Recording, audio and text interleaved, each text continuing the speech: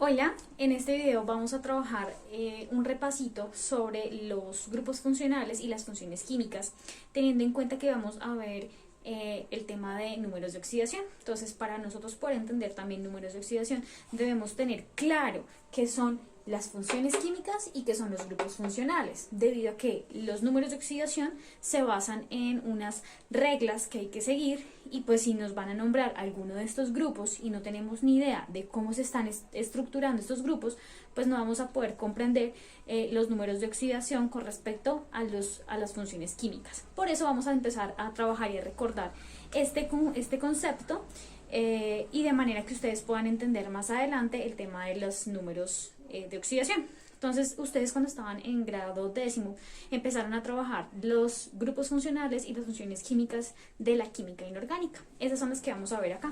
Sin embargo, en la química orgánica, pues vamos a ver que existen otros grupos funcionales, ¿sí?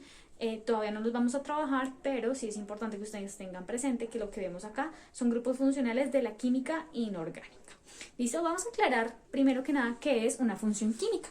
Entonces, si tú te puedes dar cuenta, nos hablan de que las funciones químicas hacen referencia a un grupo, ¿sí? Es como una categoría donde vamos a incluir allí pues varios tipos de sustancias, de compuestos que tienen unas características, digamos que comunes, ¿sí? O unas propiedades comunes. Eso hace entonces que dentro de esa bolsita, de esa categoría, ¿sí? Vamos a meter esas sustancias, vamos a tenerlas allí. Entonces, sin embargo, las funciones químicas se pueden agrupar también de acuerdo a los grupos funcionales. Entonces, ¿qué son los grupos funcionales? Los grupos funcionales es el conjunto de elementos, ¿sí? Que nosotros encontramos haciendo parte de un compuesto, de una sustancia, que siempre son repetitivos, es decir, se repiten una y otra vez en un mismo compuesto o en una misma sustancia. Por lo tanto, cada vez que yo vea ese grupo de elementos o vea ese elemento, pues yo ya puedo decir a qué función química pertenece, ¿vale? Entonces esta es una subcategoría de las funciones químicas, de la categoría principal, que son funciones químicas. ¿Listo? Entonces, dentro de las funciones químicas vamos a encontrar 6 tipos de funciones químicas. La primera de ellas es la más fácil de todas y realmente es muy sencillo de comprender. De ahí tú vas a poder entender pues las demás funciones químicas. La primera de ellas la tenemos acá y se le conoce como los óxidos, ¿vale? Esto es mi función química, los óxidos. ¿Cuál es el grupo funcional, es decir, el grupo de elementos que me determinan que eso es un óxido? Entonces, todas las sustancias que presenten en su fórmula química, al final de su fórmula química, la O de oxígeno, ¿cierto? Al final, estoy hablando de que es un óxido. Pero no solamente basta con que haya un oxígeno al final de mi fórmula química, sino también debo tener en cuenta que este es un compuesto o una sustancia binaria. ¿Qué quiere decir una sustancia binaria? Me indica que solamente puedo encontrar en una molécula, en un compuesto o en una sustancia, solo dos elementos relacionados entre sí. ¿Qué quiere decir? Repito, si yo tengo, por ejemplo, H2O, ¿cierto? Que es la molécula de agua. Voy a colocarla por acá. Tengo H2O. ¿Cuántos elementos tengo acá? Tengo dos elementos, el oxígeno y el hidrógeno. Estoy hablando de elementos, no de la cantidad de átomos que me hace referencia a la fórmula química. Por lo tanto, un óxido, ¿sí? Es un compuesto binario. Es un compuesto constituido por dos tipos de elementos, ¿vale? Dos tipos de elementos, no puede haber tres. Por ejemplo, si yo tengo esto no es un óxido. Por más de que tenga el componente oxígeno, esto ya no es un compuesto o una sustancia binaria. Aquí hay tres elementos, eso ya no es un óxido. Listo, entonces ya vamos dos características. Debe terminar con el grupo O de oxígeno y debe tener dos elementos, ¿vale? En ese compuesto, es compuesto binario. Muy bien, ¿eso quiere decir que el agua es un óxido? Sí, es un óxido. Su característica es de óxido. Aunque nosotros digamos, no, pero es que eso no se oxida. Sí, sí se oxida, ¿vale? Entonces, este sí es un óxido. Aunque nosotros lo llamamos como agua, sí, se llama monóxido de dihidrógeno, ¿vale? Según nuestra nomenclatura, podemos llamarlo así, monóxido de dihidrógeno. Ese es el agua. Ahora, los óxidos no se pueden agrupar, digamos, de manera loca, ¿sí? Ellos se agrupan teniendo en cuenta, recuerden que la regla del octeto, ¿no? Que no voy a adentrarme acá, pero pues ustedes saben que ellos se agrupan para cumplir esa regla del octeto. Teniendo en cuenta eso, entonces podemos ver que los óxidos, ¿sí?, pueden estar acompañados de un metal o de un no metal. Si el oxígeno está acompañado de un metal, a ese óxido se le va a llamar un óxido básico, ¿vale?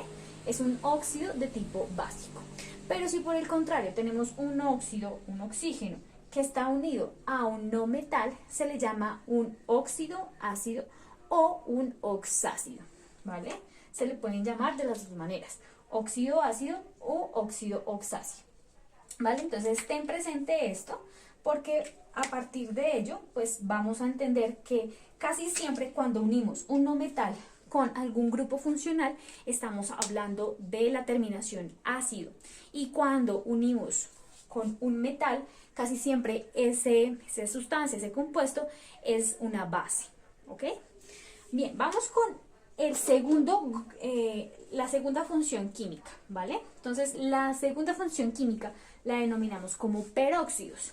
Entonces, se parece mucho al óxido, sin embargo, los peróxidos tienen varias cosas muy distintas.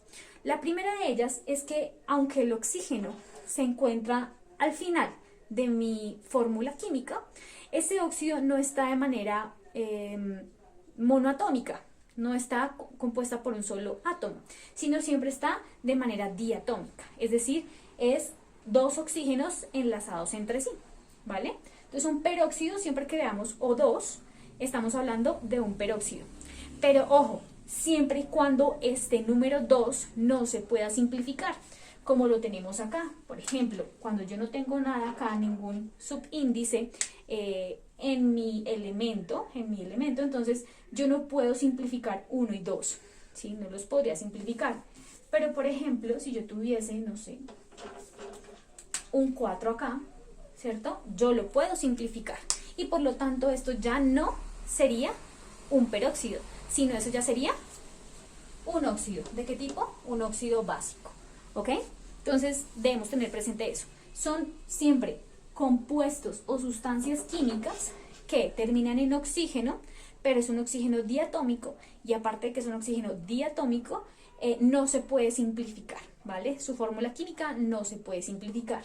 Y aparte de eso, únicamente está enlazado por medio de metales, ¿vale? Es decir, que un peróxido podríamos formarlo cuando tenemos un óxido base y le agregamos otro oxígeno. Es decir, un óxido base, yo puedo tener un óxido base y agregarle oxígeno, y con eso puedo formar un peróxido. ¿Bien? Entonces tenlo presente. El tercer grupo, la tercera función química se le llaman los ácidos. Su grupo funcional es H. Entonces, todas las sustancias y todos los compuestos que en su fórmula química inicien con H, yo las voy a considerar como ácidas, ¿sí? ¿Cuándo qué? Cuando ese ácido, ¿cierto?, esté unido, ojo, con un no metal, ¿sí? Únicamente con un no metal. No puedo tener acá un metal. ¿Qué indica eso? Que, por ejemplo, yo puedo tener esto, ¿sí? Y eso sería un ácido, porque el carbono es un no metal, ¿verdad? Yo podría tener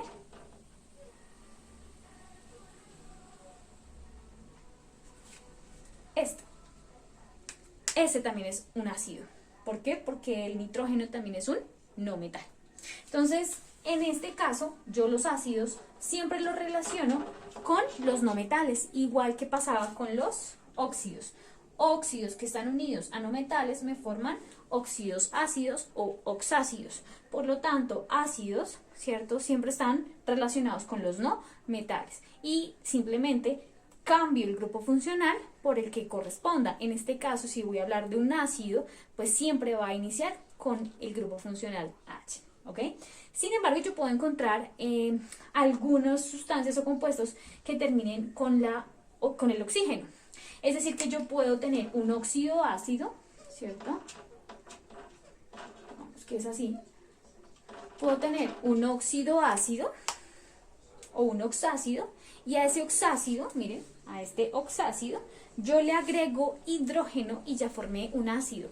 Ya no es un óxido ácido, sino ahora es un ácido oxácido u ácido o un ácido en general. Listo. Entonces, ahora vamos a hablar de la otra función química. La otra función química se le llaman los hidruros, ¿vale? Se parecen mucho a los ácidos en cuanto a que su grupo funcional también es H, pero ese grupo funcional no lo encontramos al inicio de la fórmula química, sino lo encontramos al final de la fórmula química. A diferencia de los ácidos, los hidruros son únicamente binarios. Es decir, que los ácidos yo los puedo encontrar con diferentes elementos, ¿sí? Más de 2 puedo encontrarlos, mientras que en los hidruros yo no puedo encontrar un hidruro con más de 2 elementos, ¿sí? Son compuestos o sustancias binarias. Ese grupo funcional se ubica, ya no es en un inicio como en los ácidos, sino se ubica al final. ¿Qué me quiere decir que se ubica al final? Bueno, pues esa es la manera en cómo yo lo puedo identificar de un ácido. Entonces tenemos una unión, ya sea de un metal o un no metal, a diferencia de los ácidos que solamente se unían a no metales. Entonces tengo un hidrógeno, ¿cierto?, en la parte final unido a un no metal, o un hidrógeno en su parte final unido a un metal. Eso me indica entonces que yo puedo coger, por ejemplo, bueno, un óxido ácido, ¿cierto?, en un proceso donde yo le agregue agua y a través de ese proceso eliminar, ¿cierto?, el oxígeno y permitir la entrada del hidrógeno, y con eso formó un hidruro. O puedo coger un óxido básico, agrego agua y con eso voy a formar un hidruro unido a un metal. Listo.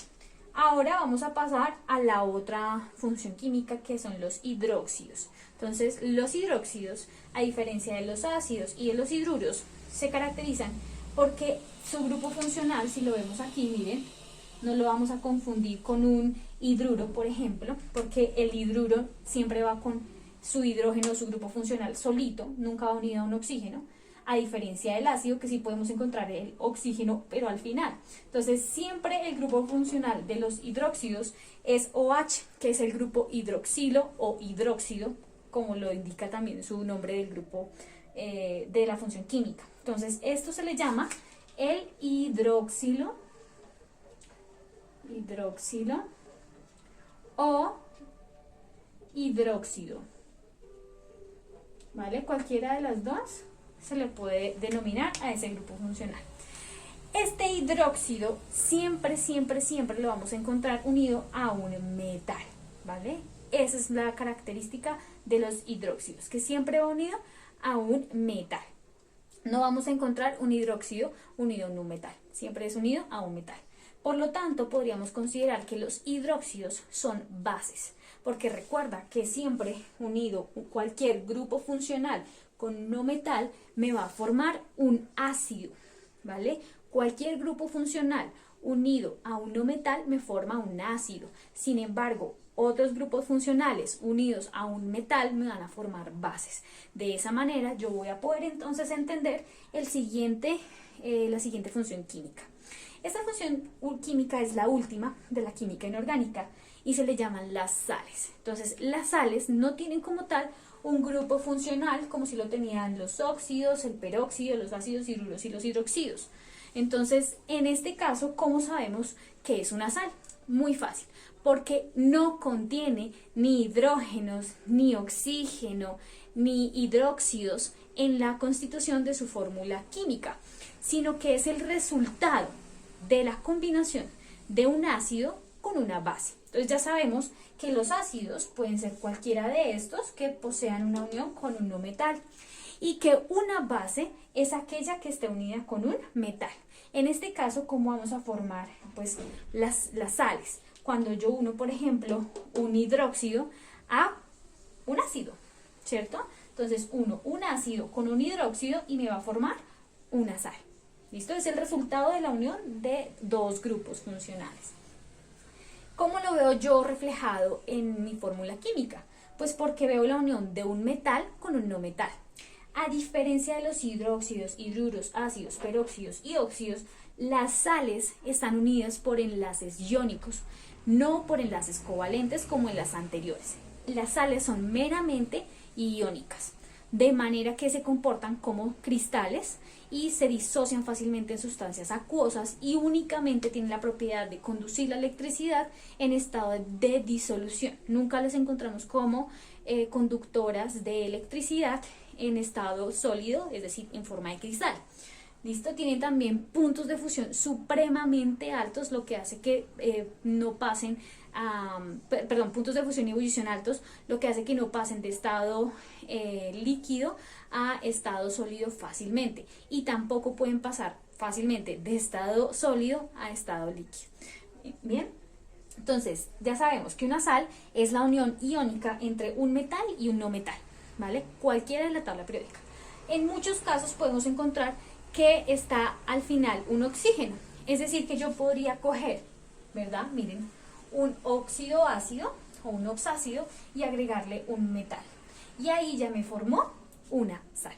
¿Listo? Entonces estos son los diferentes grupos funcionales, las diferentes funciones químicas con sus respectivos grupos funcionales. Entonces espero que hayas entendido un poco mejor esto para poder ahora ir hacia los números de oxidación y poder entender las reglas que me indican a mí para poder trabajar estos números de oxidación. Por favor, anota esto en tu cuaderno y vamos a empezar a continuación con el número de oxidación.